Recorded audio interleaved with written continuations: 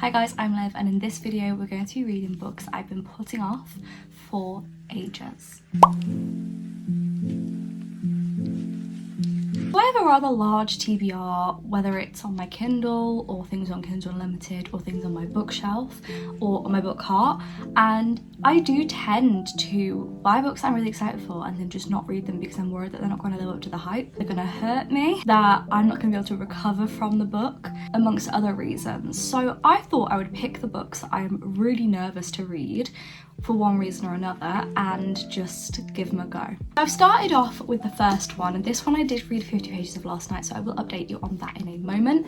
But I've started off with actually a really hard one, and this is White Chrysanthemum. This one is by Marilyn Bracht, and this book is a book I'm scared of because it's a historical fiction. And not only is it historical fiction, but it's a historical fiction about such a harrowing time in history.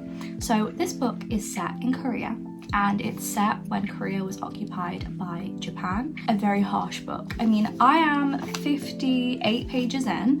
I've read a little chunk last night, and I was aiming for like 10 pages and I just couldn't put it down. I was so enthralled, and that usually happens with historical fictions for me when they're a good one. And this one is very dark. So in this book we have Emmy and Hannah, and they're sisters. Emmy's perspective is all from the now in 2011 and kind of reflecting on her past and her sister. Now Hannah's perspective is all in the past, which is in the 1940s, and she ends up basically sacrificing herself, gives herself over to a Japanese soldier to protect her sister, because he is heading for her sister and she doesn't know what's going to happen to her sister if this soldier finds her. There's always these theories by people on where these soldiers take girls and take young people, and it's believed that they take young people to factories and they never see them again. They believe they take men to war and then they never see them again, and women, they dread to think what happens to them. So Hannah basically gives herself to this soldier in place, what I'm trying to say, instead of Emmy being taken. She has been taken to, as of right now in the book, she's currently on a train. We don't know where she's heading, and she doesn't know where she's heading. Nobody will tell her anything. It's just her and a lot of girls who are similar age to her. They're all relatively attractive young girls as well. Some of them are under the age of 16. She is 16, just turned, and it's very harrowing. And I want to say, if you're going to read this book, there is a lot of essay in this book. So I just want to say, whilst I'm talking about this book, I will have to mention the essay because it's very much a prominent thing in the book. I mean, this book ends up going on to show us how Hannah has been changed into a comfort woman, which is a woman who is meant to lie with Japanese soldiers, and they get enjoyment out of it. They see it as their reward for going into war. Now these girls are not volunteering for this. They are having to do this or be killed, and that's it. They don't have any other options. So it is a very harrowing book, and it's definitely already there. Like, we're already there. We've already witnessed quite a bit of essay, and there's already been deaths of people that we were starting to be feeling like could have been main characters, and then it was like bam, and I was like, oh my god, wait, I don't know who is going to be okay in this book. If that person has died, I was just like shocked. It's like, you know, when you watch a series and somebody dies in it that you just are not expecting, and then you realise, okay, this show is going to be, it's going to go there because they really aren't scared of killing off certain people. That is the type of vibe it was giving me. It's going to be a very harsh read. It's got a very good rating on Goodreads. It's at like 4.43 stars or something. It's got a brilliant rating. I just know it's going to be definitely one that I'll need to put down every now and then because it's going to be very harrowing. But as of right now, I am enjoying it, and it was definitely one that I really wanted to read quite a while ago. I bought it back when I bought Lilac Girls, and I read Lilac Girls in January, and it's currently July. So I've had this book like on my shelf for, what, 6 months? But we're rectifying that now. So I'm just very excited to keep reading this. Not excited, but like, I want to see what happens. I want to keep on reading and I really want to find out more about Emmy, more about Hannah. Yeah, it's all set between 1943, that's Hannah's perspective, and the now is in 2011, and that's Emmy, who is an elderly woman today. I'm officially halfway through this book. I'm at page 156, and as you can see, halfway through, I don't know how to explain this book. Like, I'm not enjoying it because it's not a book that you enjoy as such, but I'm definitely thinking that it's written very well. I am very much finding the writing style enjoyable, as in I am being able to process and understand what's being explained to me and described. I think that's been done very well. I also think that the descriptions are very vivid. Like, I can imagine everything that's being told to me. I truly can, and I think that that is a skill that, yes, I like a lot of authors, but not every author can make me actually imagine things that are happening, and this author definitely is. I'm very impressed. I will say it's a very harrowing book. I did say I expected it, but it definitely is very raw and real, and I'd say it feels even more raw than Lilac Girls, and I loved both, but I don't know, I feel like, is it because of the picture on the front or the writing style? I'm not sure. Maybe it's because it's a topic I have no idea about. Like, I really don't know much about all these things that happened in Korea and about the comfort women, which I am going to start researching into once I finish this book. But I don't know, something about this book is really hitting really hard, and yes, it's incredibly sensitive subject matter, and I knew it was going to be a difficult read, but I definitely wanted to read it because it has been on my shelf for a while. As I said, it's been on my shelf for 6 months, and it was about time I read it. Like, sometimes you have to read books that are going to be hard to stomach. I think if it's a historical book, I think it's very important to force yourself to stomach it, because we have to remember things like this happened. I got back from work like an hour ago. Wait, let me check, what time is it? It's 8 o'clock. I got back from work an hour ago. Look how dark it is in my room. Like, I'm sorry, but you can barely see any light in here. Just a big light on. That's crazy. Like, Jesus. Anywho, I need to start reading this book again. It's a very hard book, it really is. It's told brilliantly. Like, her writing style is brilliantly, and I definitely would read more of her stuff. I just feel like it's a very heavy book, and so you have to be in that mindset of like, I'm gonna sit and I'm gonna read for a while, not just like I'm gonna sit and read 20 seconds of a book or like 20 pages. Like, it's not a type of book. It's a type of book that you need to sit down and read 100 pages and then have a break, if that makes sense. So today, I'm going to try and attempt to get close to the end, if not finish it. But I think I've got like 130 pages left or something, but it's a very good book. It's definitely breaking my heart, and it's harsh. It's very raw, but important. It has been 2 days since I updated you. It was Tuesday when I updated you, and now it is Thursday. I finished the book, and it was definitely a hard one to read. I think that's why it took me so long, because it was a really hard book to read and a hard book to stomach. I did give it a 4.5. Now, I was debating rating this book because obviously it's about a moment in history, and I'm not rating the moment in history or anything. I've decided the writing and like how easy it was to understand what was being told to me, and how engaging the book was, the writing style in general, how easy it was to follow. So that's what I ended up rating, and also how much I personally felt like I enjoyed it. And by enjoy, with historical fictions, it's more like how accurate the information it is, for one, and also how easy it was for me to understand what was happening. That's the main thing with historical fictions, because it can get a bit confusing. I did get 4.5. I thought it was written incredibly. I got a little bit confused towards the end, just because I think the plot all the way throughout was really good, as in like it was very easy to follow, the pacing was brilliant. But then I felt like towards the end I got a little bit lost because I didn't quite know where we were going with the book, whereas for the first, I'd say 70% I knew what was happening. I knew where we were going. But the last sort of 30% I got a little bit lost, which is why I gave it a 4.5 not a 5 star. But I thought it was a very good book. I'm very glad that I pushed myself to read it because it's a very important book, and I don't know why, but I was just putting it off for so long, like 6 months. So I'm very glad I read it. I'm not sure what I'm gonna read next, but I'm gonna look at my shelf in a minute, see what I've been putting off the longest, and give that a go. The next day, and we have got 2 books I am tempted to read. So these 2 I have been putting off for a while. When I first got them, I really wanted to read them. I was so excited to read them. And then I don't know, like over time, I've just slowly just pushed them further and further back on my book cart, like further and further to the bottom. And I don't know why, because that just meant I didn't get to read them. I don't really know why I'm so nervous to read them. I mean, this one is Hannah Bonham Young, so I already know it's a really good author. But I guess I'm just nervous because I want to like it so much. And then this one is another historical fiction. So I'm going to tell you a bit about both of them. So this one is about it's kind of fake dating and kind of marriage of convenience trope. So these 2 end up trying to help each other because they're both trying to get custody of a sibling, and they end up falling for each other.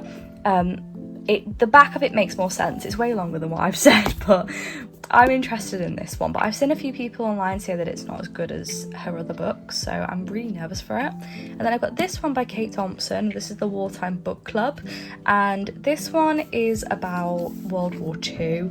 We have Grace, and she has a library and she's ordered to destroy loads of books in it, but she decides to not do that and she hides them instead. So I'm excited for this one, but I'm like, do I read another historical fiction, or is that just a bit too much because we've just read one? Do I read a romance? I'm really stuck between these 2. Might do a bit of tandem reading and see which one I fancy more, and then continue that and finish it and then go to the other one, but I'm not sure. I'm gonna think, and then I'll come back to you when I've started one of them. Okay, I don't know if I actually told you, but I did end up starting this book. So this is the Wartime Book Club by Kate Thompson.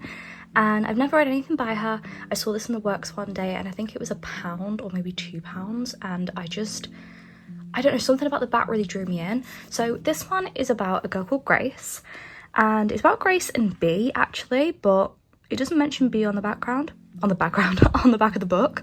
So as it says here, Grace is on this island basically, and she's a librarian. She owns this library, and she does have somebody who was above her, but he was taken away by the Germans, and she is running this library and she's trying to keep it afloat basically and make sure it still survives throughout the war. From the back of it, we see that Grace is doing a lot to hide things from the Germans and try and help people, and it's going to get her in trouble. Now, from what we've read so far, I've read about 30 pages. Have a look. 39, so nearly 40 pages. As you can see, it says B there, and we have basically these 2 perspectives. We have Grace and we have B. Grace is a girl who runs the library, as I said. She runs this bookshop, and she hides books that the Germans didn't want to exist anymore. And every chapter, by the way, we get like a book that was banned by the Germans, and I just think that's really, really interesting. It keeps like these books alive that were hidden away. I just like that aspect that's been included by Kate. So we have Grace. As I said, Grace owns this library and she looks after these books, and she likes to help people find what they want, but she's also in this almost a resistance where she is trying to help people who are doing things that could get them in a lot of trouble. Now, as I said, that's Grace. We then have B. Now, B is getting married to Grace's brother, and she is friends with Grace. Grace's brother is called Jim, or they call him Jimmy. So Jimmy and B are to be married, and they want to escape this island. They want to travel over the sea, and they want to get to England and tell them everything that is happening. Now, this is all taking place on this island of Jersey, and it's this tiny island that's been occupied by the Germans. So now that's all been explained. That's all happened within 40 pages, by the way, so I'm really enjoying this. I'm getting into it and I'm really understanding what's happening. We've already got someone being hidden by somebody. We've already got secrets happening, secret codes. We've got hidden books. There's loads of little things happening right now, and I am enjoying it so far. I don't know how dark it's going to be. I don't know how, in depth we're going to go. So far, I feel like we're gonna go there, but I don't know if we're gonna go as far as like Lilac Girls or something, not sure. But so far I'm enjoying it, and I'm glad that this video has kind of like pushed me to pick up this book, because I think I'm gonna enjoy it. I've been reading properly for about an hour now, and today I have read a grand total of 133 pages, roughly. I'm at page 251, and I'm really enjoying this book. I've already started crying at this book, like I'm really invested, and it's all based on a true story, and I think at the end we have things about the true story and pictures, so I'm really excited for that and to see the truth. I'm very much enjoying it though.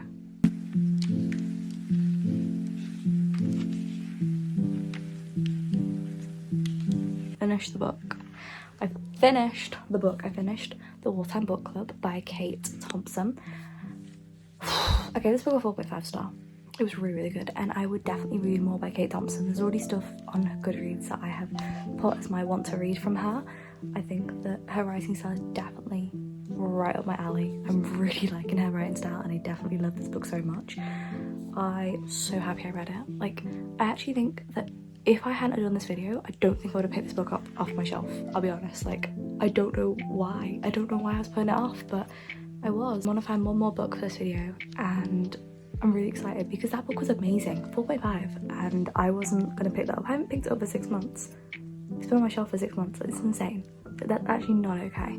I'm gonna give this book a try. I'm gonna see if I can get into it. It is one I've been putting off for ages. I got it in the works like 2 months ago, maybe 3 months ago. Oh my god, that's crazy.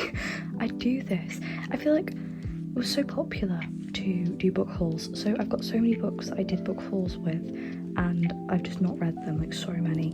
This is why I don't do book hauls anymore. I don't do big bulk orders of books or anything. I just don't do it on my channel. I don't watch people who do it either, because it's just promoting overconsumption, and there are so many books, as you can see in this video, that I just have not read that you've seen in those videos. So this is me getting to them. I'm probably going to do this video again because it's actually really fun. But I'm going to start this one tonight, and I'm really excited because I do love Hannah Bonham Young's books.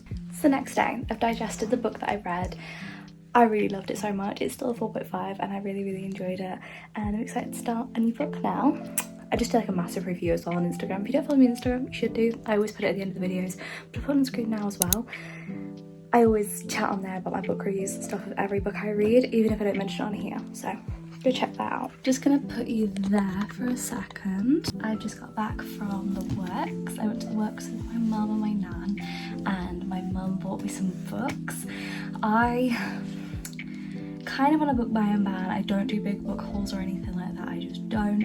But we got the series I really wanted to read by Ali Hazelwood. Just ran up the stairs. That's why I'm not out of breath. But this one was 15 quid for the 3. That's not 3, that's 4. For 4 books. I thought it was a pretty decent deal.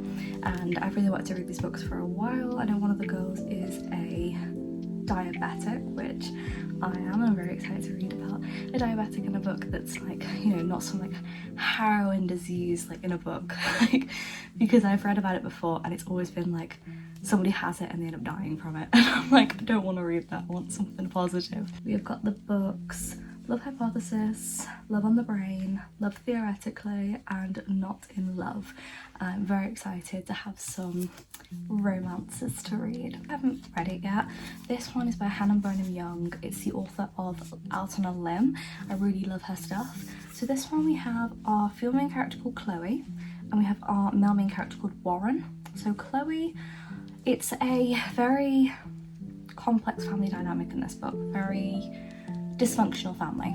So in this book we have Chloe. I'm so hunched over, I've just realised like my back is, I don't know why I'm sitting like that. Oh, Chloe, she's a people pleaser, me, and she learns that her birth mother has unexpectedly had another baby. She doesn't hesitate to become a kinship carer, but failing to meet social services financial evaluation, she's faced with a choice. She either sees her baby sister placed in foster care or participates in a new initiative where 2 prospective guardians join households to qualify financially. So we have Warren. Now Warren is a mechanic's apprentice attempting to get custody of his deaf 15-year-old brother. From the moment Warren drives up 30 minutes late, blasting music out his car, Chloe is convinced that this is a very bad idea. But they eventually agree to live together for the sake of their younger siblings. In fact, They're far more similar than she could have ever imagined. What started as forced begins to feel natural and far less lonely. Chemistry soon intensifies beyond what either of them can stand, but is their mutual attraction worth risking everything they fought for? Very excited for this. I have Next to You as well on my shelf. I'm very excited to read Hannah Bonham Young's like other series and stuff.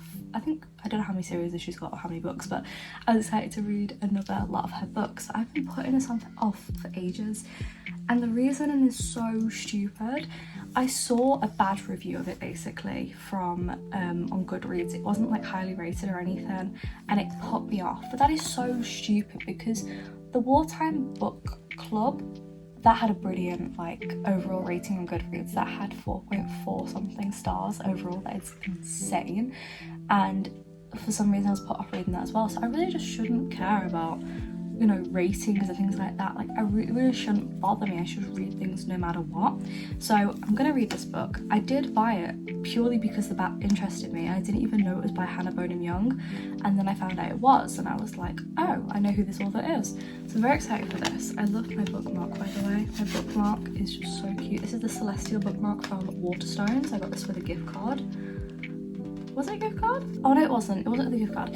I was buying a book for £6 and I wanted to bump up the price to be able to get a full stamp on my Waterstones card. Does that make sense? So I got this for £4. But this one is the Celestial bookmark. It says, "We are stardust meant to shine," and this is how it looks. It's so cute. And it's got this little tassel with I don't really know what it is. It's like a sun or a star or something. Just looks really cool. But I got it. I'm gonna start reading this and see how far I can get into it, and hopefully I enjoy this. I liked the other 2 books that I've read this video, so hopefully, fingers crossed, I can enjoy this one as well.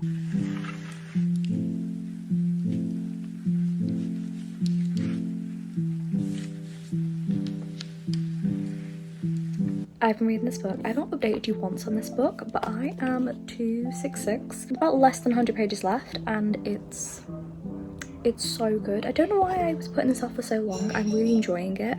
I mean, when I bought it, I was already really enthralled and excited for the plot. Like, I loved the idea, and I've been reading it and I love it so much. I mean, Hannah Bonham Young's writing is, how do I explain it? It's like realistic romance. You know how you have like the Twisted series and stuff, and the guys are like very unrealistic with like their jobs and things. Realistic. Like, our main character is a mechanic. Like, I love that. I think the banter in the book is so funny. The relationship. I love everything about this book. It's really good, and it gives that warm hug feeling. I feel like this book is a hug. Okay, the book is officially finished. I had so much fun reading this. Like, I finished it and I was like, I had the best time. I'm gonna give this book a 4.5. I don't remember what I rated Out on a Limb. I feel like I gave it a 4 or something, but I really love this book so much, and I had the best time. So this is a part of a series, by the way. So this is Next of King. I have Next of Kin, and I have the next book already on my shelf, which is Next to You, and I'm really excited to read it now. That book was so good. I enjoyed it. I loved the spice. It was just the perfect balance of everything that I enjoy in a book. I just feel like the storyline was amazing. Like, I was so connected to these characters, and I loved Warren. I mean, I loved Warren, I loved Luke, I loved Chloe, and I just feel like all the characters had enough baggage that they felt like real people. That's what really got me. Definitely gonna rate this a 4.5. I had so much fun. If you're debating picking up this book, I would definitely recommend it. It was so much fun. I had such a good time, and I'm definitely gonna read the rest of them. I'm so happy I did this video because it really pushed me to read books that I know that I would not pick myself, because I'd be like, don't know. It pushed me to read books that I was not going to pick up off my shelf. So I'm probably going to do this book again at some point.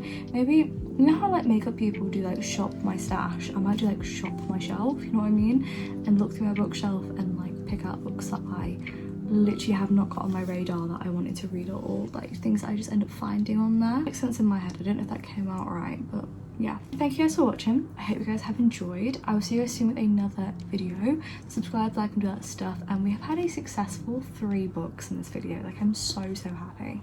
But yeah, I'll see you guys pretty soon. Bye.